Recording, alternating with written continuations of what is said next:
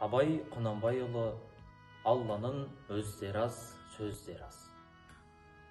Алланың өздері аз, сөздері аз. Рас сөз еш уақытта жалған болмас. Көп кітап келді Алладан, оның төрті. Алланы танытуға сөз айырмас. Әмәнту оқымаған кісі бар ма? Уақту бихи дегенмен ісі бар ма? Алла өзгермес, адамзат күнде өзгерер. Жарлық берді ол сіздерге сөзді қарға.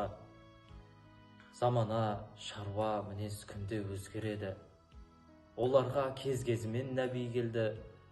Қағида шариғат өзгерсе де, тағриф Алла еш жерде өзгермеді.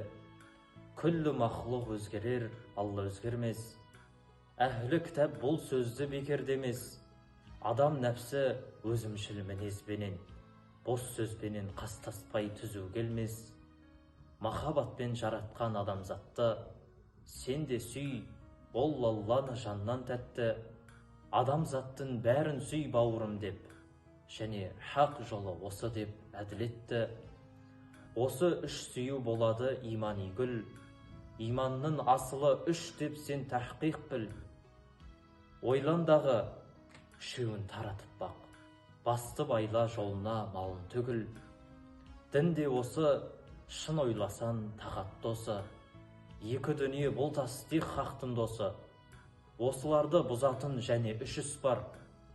Пайда, мақтан, әуес қой, онан шошы.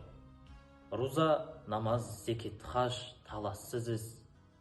Жақсы болсан жақсы тұт, бәрін тегіз.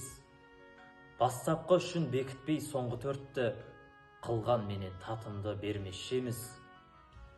Бас жоғары жаралған, мойын төмен. Қарашы, дене біткен ретімен, істің басы ретін танымақтық. Иман білмес тағатты қабыл деме.